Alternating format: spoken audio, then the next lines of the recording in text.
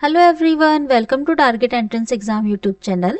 आज हम लोग 2022 का जो हमारा प्रीवियस ईयर पेपर है उसमें हिंदी का सेट कंप्लीट करेंगे अपना। हिंदी में आपके 50 क्वेश्चंस आते हैं, जिसमें से 25 क्वेश्चंस हम ऑलरेडी कर चुके हैं 2022 के सेट के। 25 क्वेश्चन आज हम कंप्लीट करने वाले हैं, ठीक है। और हमारी जो पूरी सीरीज चल रही है जिसमें हम 2025 से लास्ट 10 ईयर्स के क्वेश्चन पेपर कंप्लीट करवा रहे हैं, जो कि आपके प्रिपरेशन में बहुत ज़्यादा हेल्पफुल होने वाले हैं। और हिंदी में हमने 2025, 24 और 23 के पूरा हिंदी का जो पोर्शन है वो सॉल्व कर लिया है। तो अगर आपने वो वीडियोस नहीं देखी है वो भी जाके ज़रूर देखिएगा, क्योंकि आपके एग्जाम में बहुत ज़्यादा हेल्पफुल होने वाली है प्रीवियस ईयर पेपर से, ठीक है। तो आज की क्लास हम अपनी स्टार्ट करते हैं। आज की क्लास का पहला क्वेश्चन है हमारा, शाश्वत का विलोम शब्द है। शाश्वत का विलोम आपने बताना है स्थायी, नित्य, नश्वर या सार्वकालिक। तो शाश्वत का जो अर्थ होता है वो होता है सदा रहने वाला, ठीक है। मतलब जिसका अंत ना हो, जिसका अंत ना हो तो अनंत हो जाता है, पर सदा रहने वाला मतलब जो सदा रहेगा, ठीक है। तो इसका जो अपोजिट होगा वो क्या होगा? स्थायी, नित्य, नश्वर या सार्वकालिक। तो शाश्वत का विलोम होता है नश्वर, जो होता है जिसे नष्ट किया जा सके, जिसे नष्ट किया जा सके, ठीक है। तो शाश्वत का अपोजिट या विलोम क्या होगा? नश्वर होगा। इसके साथ साथ हम बाकी शब्दों के विलोम देख लेते हैं। स्थायी का हो जाएगा अस्थाई, ठीक है। नित्य का हो जाएगा अनित्य, और सर्वकालिक का हो जाएगा अल्पकालिक। अल्पकालिक। तो आपको एक ही क्वेश्चन में 4 क्वेश्चन यहाँ पे देखने को मिल गए। हो सकता है नेक्स्ट टाइम आपसे पूछ लिया जाए कि अनित्य का विलोम क्या होगा या अस्थायी का विलोम क्या होगा, तो आपको पता होना चाहिए। नेक्स्ट क्वेश्चन, उत्थान का विलोम शब्द क्या है? उत्थान का क्या होगा? प्रस्थान होगा, पतन होगा, विस्थापन होगा या अनुत्थान होगा। कहते हैं ना किसी का उत्थान होना तो उसका अपोजिट होता है पतन होना। तो हमारा क्या हो जाएगा? बी हो जाएगा इसका, पतन होना, ठीक है। अगर हम प्रस्थान की बात देखें, प्रस्थान का विलोम होता है आगमन। आगमन, प्रस्थान मतलब जाना, आगमन मतलब आना, ठीक है। विस्थापन, विस्थापन का जो अपोजिट होता है वो होता है संस्थापन, ठीक है। विस्थापन का होता है संस्थापन, ठीक है। नेक्स्ट क्वेश्चन की तरफ बढ़े। नेक्स्ट क्वेश्चन है हमारा, निम्नलिखित में से कौन सा शब्द हाथ का पर्यायवाची नहीं है? नहीं शब्द का ध्यान रखना है एज यूजुअल हमने। तो कौन सा शब्द हाथ का पर्यायवाची नहीं है? कटी, हस्त, पाणी या कर। देखो, हाथ का जो पर्यायवाची है हस्त भी होता है, पाणी भी होता है, कर भी होता है, कटी नहीं होता है। कटी जो होता है वो कमर के लिए यूज होता है, कमर, ठीक है। तो हाथ का पर्यायवाची इसमें से कौन सा नहीं है? ए नहीं है। 79, अरविंद शब्द का पर्यायवाची बताइए। अरविंद शब्द का पर्यायवाची आपने बताना है कल्प वृक्ष, केवड़ा, कमल या गुलाब। तो अरविंद का पर्यायवाची होता है कमल। तो सी हमारा बिल्कुल सही आंसर हो जाएगा। नेक्स्ट क्वेश्चन, अलंकेश पर्यायवाची शब्द है। बादल का, कल्प वृक्ष का, कुबेर का या चपला का। तो अलंकेश जो है वो कुबेर शब्द का पर्यायवाची शब्द है, ठीक है। अच्छा, चपला, चपला किसका पर्यायवाची है? बिजली का, विद्युत, दामिनी जिसको बोलते हैं, ठीक है। तो चपला हमारा किसका हो जाएगा? विद्युत का हो जाएगा, ओके। बादल का तो आपको पता ही है, मेघ हो गया, जलद हो गया, ये सब हम बादल के लिए यूज करते हैं। नेक्स्ट क्वेश्चन, नेक्स्ट क्वेश्चन है, अंक शब्द का अनेकार्थी शब्द नहीं है। थोड़ी प्रिंटिंग मिस्टेक है इसमें, अनेकार्थी शब्द नहीं है। अंक शब्द का अनेकार्थी शब्द नहीं है। संख्या, गोद, पृथ्वी या नाटक का एक भाग। तो इसमें से कौन सा नहीं है? देखो, अंक का मतलब संख्या भी होता है, गोद भी होता है, नाटक का एक भाग भी होता है। पृथ्वी अंक शब्द का पर्यायवाची शब्द नहीं है, ठीक है। नेक्स्ट क्वेश्चन, पर्यायवाची मतलब अनेकार्थी शब्द मतलब एक ही शब्द के कई अर्थ निकलते हैं ना। तो अनेकार्थी हमसे पूछा था, कि इसका अनेकार्थी शब्द कौन सा नहीं है, तो हमने बता दिया पृथ्वी। नेक्स्ट क्वेश्चन, चिर और चीर का अर्थ क्या होगा? चिर और चीर, जो ये वाली चिर है छोटी की मात्रा वाली, जिसका अर्थ होता है पुराना, ठीक है, पुराना। और जो ये चीर है इसका होता है कपड़ा, ठीक है, कपड़ा। वो सुना है ना, चीरहरण मतलब कपड़ा, ठीक है। चीर का मतलब होता है कपड़ा। तो आपने देखना है इसका कहाँ है? पुराना और कपड़ा। सी इसका बिल्कुल सही आंसर हमारा हो जाएगा, ठीक है। नेक्स्ट क्वेश्चन, अली और अली शब्द युग्म का सही अर्थ है। जो छोटे ई की मात्रा वाला जो अली है ये होता है हमारा भौरा, ठीक है, भौरा, और ये अली होता है सखी। तो कहाँ आंसर है ये वाला, बी वाला बिल्कुल सही आंसर है, भौरा और सखी, ठीक है। नेक्स्ट क्वेश्चन है हमारा, अच्छा ये क्वेश्चन नहीं बहुत आता है, कंधा और हिस्सा, ये वाला भी बहुत आता है। ये कौन सा है, ये हमारा अंश, हिस्सा वाला है ना, हिस्सा वाला अंश होता है, ये हमारा हो जाएगा अंश और ये हो जाएगा हमारा अंश, ठीक है। हिस्सा होता है अंश, कंधा होता है अंश, ये भी बहुत आता है आपके एग्जाम में, इसलिए इसको भी याद रखिएगा, ठीक है। ये हमारा सा है, ये हमारा ये वाला सा है, ठीक है। नेक्स्ट क्वेश्चन, गुरु के समीप रहकर शिक्षा ग्रहण करने वाला के लिए एक शब्द है, गुरुकुलवासी, छात्रावासी, अंतेवासी या आश्रमवासी।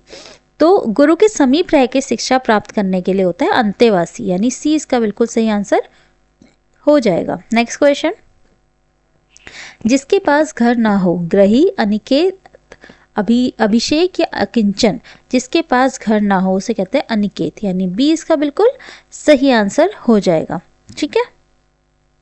अच्छा देखो कुछ लोग कंफ्यूज होंगे, ग्रही तो घर हो गया जिसके पास, वो हो जाएगा, घर ना हो, अनिकेत और अकिंचन में कंफ्यूज हो, अकिंचन जिसके पास कुछ भी ना हो और जिसके पास घर ना हो वो क्या होता है, अनिकेत होता है, अकिंचन जिसके पास कुछ भी ना हो, ठीक है। चलिए नेक्स्ट क्वेश्चन है हमारा, पूरब और उत्तर के बीच की दिशा, पूरब और उत्तर के बीच की दिशा क्या कहलाती है, आग्नेय, ईशान, वायव्य या नैऋत्य। तो बताइए क्या आंसर हो जाएगा इसका, इसका सही आंसर हमारा हो जाएगा पूरब और उत्तर के बीच की दिशा जो होती है वो ईशान कोण कहलाती है, पूरब और उत्तर के बीच की, ठीक है। बाकी भी देख लेते हैं, जो आग्नेय होती है, आग्नेय दिशा होती है पूरब और दक्षिण के बीच की, पूरब और दक्षिण, ठीक है, के बीच की जो कोण होता है, जो दिशा होती है उसमें कोण जो होता है उससे पूरब और दक्षिण के बीच के आग्नेय कोण हो जाता है। अच्छा दक्षिण और पश्चिम का होता है नैऋत्य कोण, ठीक है, कौन सा, दक्षिण और पश्चिम। और वायव्य की अगर हम बात करते हैं तो वायव्य होता है उत्तर और पश्चिम, उत्तर पश्चिम, ओके, ठीक है। तो इसको भी याद रख लेना, ऐसे बना के याद रख लेना, ये बनता है ना रीजनिंग पढ़ते हो, नॉर्थ साउथ ईस्ट और वेस्ट, ऐसे करके बना के याद रख लेना, हो जाएगा। नेक्स्ट क्वेश्चन हमारा, सप्तऋषि में कौन सी संधि है, सप्तऋषि में कौन सी संधि है, स्वर संधि, व्यंजन संधि, विसर्ग संधि या इनमें से कोई नहीं। तो सप्तऋषि में स्वर संधि, और वो भी कौन सी, गुण स्वर संधि, ये हम ऑलरेडी कर चुके हैं, ठीक है। 87 क्वेश्चन हमारा हो चुका है, इसका ए आंसर हो जाएगा 88 क्वेश्चन। सदैव शब्द में संधि है, सदैव क्या होता है, सदा प्लस एफ, ठीक है। अच्छा हाँ, सप्तऋषि का संधि विच्छेद भी कर लेते हैं, सप्तऋषि का संधि विच्छेद होता है सप्त प्लस ऋषि, ठीक है, सप्त प्लस ऋषि, इसमें कौन सी संधि है, गुण स्वर संधि, ओके। नेक्स्ट क्वेश्चन हमारा, हाँ सदैव था, सदैव का जो संधि विच्छेद होगा वो सदा प्लस एव, ये भी बहुत आता है, ठीक है। तो आपने बताना है, अच्छा इसमें वृद्धि संधि है, ठीक है, तो हमारा सी इसका बिल्कुल सही आंसर हो जाएगा, यही हमसे पूछा हुआ था, इसमें कौन सी संधि है। नेक्स्ट क्वेश्चन है हमारा, मुंबई में गगनचुंबी इमारतें बहुत हैं, रेखांकित शब्द में कौन सा समास समाहित है, गगनचुंबी जो शब्द है इसमें कौन सा समास है आपने बताना है, तत्पुरुष, कर्मधारय, द्विगु या अव्ययी भाव। गगनचुंबी मतलब गगन को चूमने वाला, इसमें तत्पुरुष समास हो जाएगा, ठीक है, ये सही आंसर हो जाएगा हमारा। नेक्स्ट क्वेश्चन, और कर्म तत्पुरुष, तत्पुरुष में भी कौन सा, कर्म तत्पुरुष, ठीक है। 90 क्वेश्चन है, भला मानस में कौन सा समास है, कर्मधारय, तत्पुरुष, अव्ययी भाव या बहुव्रीहि। तो भला मानस, भला मतलब अच्छा, मानस मतलब मनुष्य, इसमें कौन सा समास है, इसमें हमारा कर्मधारय समास है, तो ए इसका बिल्कुल सही आंसर हो जाएगा। नेक्स्ट क्वेश्चन, निम्नलिखित में से मिश्र वाक्य कौन सा है, रण में सेनापति को वीरता दिखाने के कारण राष्ट्रपति ने उसे वीर चक्र प्रदान किया, उसे लूटने के अतिरिक्त पीटा भी गया, उसने मान लिया कि दोष उसका है, मेरा मित्र आया और हम दोनों सैर करने चल पड़े। तो इसमें से आपने बताना है कि मिश्र वाक्य कौन सा है, तो इसमें मिश्र वाक्य कौन सा है, मिश्र वाक्य है उसने मान लिया कि दोष उसका है, तो ये हमारा मिश्र वाक्य है, ठीक है। सी इसका सही आंसर हो जाएगा। नेक्स्ट क्वेश्चन, निम्नलिखित वाक्यों में से अशुद्ध वाक्य का चयन कीजिए।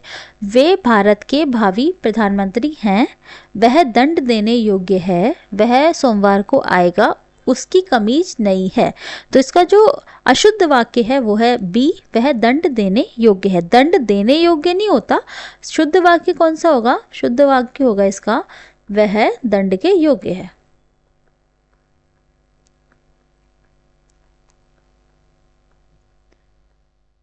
ठीक है, ओके। नेक्स्ट क्वेश्चन है, निम्नलिखित पंक्तियों में कौन सा रस है? बतरस लालच लाल की मुरली धरी लुकाए, सौह करे वो हनु हसे, तैन कहे नटी जाए। तो इसमें आपने बताना है कि कौन सा रस है। तो इसमें श्रृंगार रस है। इसमें सी इसका क्या हो जाएगा? श्रृंगार रस है। ठीक है, नेक्स्ट क्वेश्चन,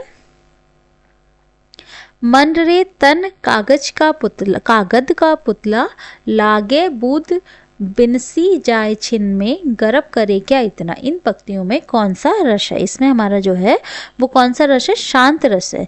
क्योंकि इसमें हुआ क्या है कि तन को कागज के पुतले के समान, मन रे तन कागज का पुतला, मतलब तन को कागज के समान माना गया, कागज के पुतले के समान माना गया है, जो क्षण भर में पानी की बूंदों से नष्ट हो सकता है।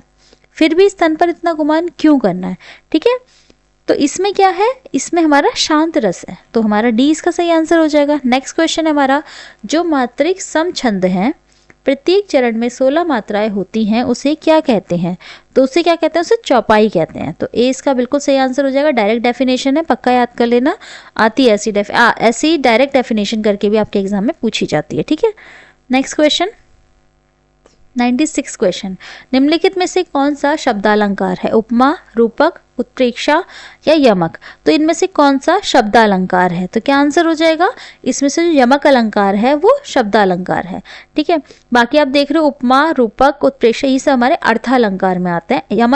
यमक हो गया, अनुप्रास हो गया, श्लेष हो गया, वक्रोक्ति अलंकार, ये सारे हमारे शब्दालंकार में आते हैं। ठीक है, नेक्स्ट क्वेश्चन, सो शिव धनु मृणाल किनाही, तोरहु राम गणेश गोसाई। निम्न पंक्ति में किस अलंकार का प्रयोग हुआ है? तो देखिए आप, इसमें क्या हुआ है? इसमें कौन से अलंकार का प्रयोग हुआ है? इसमें उपमा अलंकार का प्रयोग हुआ है। उपमा जो दो वस्तुओं के रंग, गुण, धर्म के आधार पर समानता का बोध कराता है। तो दो वस्तुएं कौन सी है? एक तो शिव धनु यानी शिव जी का धनुष, और मृणाल की नाई यानी कमल का जो डंडी होती है उसके समान है। ठीक है, तो शिव धनु यानी शिव के धनुष और मृणाल की नाई यानी कमल की जो डंडी होती है, उन दोनों को आपस में समानता का बोध कराया गया, इसलिए यहाँ पे उपमा अलंकार होगा। नेक्स्ट क्वेश्चन, अंडे का शहजादा मुहावरे का अर्थ है। अंडे का शहजादा कमजोर व्यक्ति, चालाक व्यक्ति, अनुभवहीन व्यक्ति या अनुभवी व्यक्ति। तो क्या आंसर हो जाएगा इसका? अंडे का शहजादा का मतलब होता है अनुभवहीन व्यक्ति। तो डी इसका बिल्कुल सही आंसर हो जाएगा। नेक्स्ट क्वेश्चन है, गुदड़ी का लाल इस मुहावरे से क्या आशय है? गुदड़ी का लाल इस मुहावरे से क्या आशय है? निर्धन परिवार में धन आना, धोखेबाज मित्र, निर्धन परिवार में गुणी का जन्म होना या निर्धन परिवार में बेटे का जन्म होना। तो गुदड़ी का लाल होने का मतलब होता है निर्धन परिवार में गुणी का जन्म होना। ठीक है, दोनों ऑप्शन दिखने में सेम है बस, लेकिन अंतर गुणी और बेटे का है। तो क्या आंसर हो जाएगा? सी इसका बिल्कुल सही आंसर हो जाएगा। ठीक है, नेक्स्ट क्वेश्चन, निम्नलिखित में से कौन सी पत्र की विशेषता नहीं है? संक्षिप्तता, प्रेक्षक, क्रमबद्धता या विनयशीलता। तो इसमें से कौन सी पत्र, एक पत्र जो लिखते हैं इसकी विशेषता नहीं है? संक्षिप्तता होना चाहिए, क्रमबद्धता क्रमबद्ध तरीके से होना चाहिए, विनयशीलता भी इसमें होनी चाहिए। प्रेक्षक जो है वो एक पत्र की विशेषता नहीं है। ठीक है, तो हमारा 2022 का जो हमने हिंदी का प्रैक्टिस सेट है वो हमने कंप्लीट अपना कर लिया। हिंदी का जो PYQ है वो हमने कंप्लीट अपना कर लिया है। ठीक है, तो फिर मिलेंगे एक नई क्लास के साथ और किसी दूसरे 2021 के पेपर के साथ मिलेंगे अब हम। ठीक है, तब तक के लिए थैंक यू सो मच।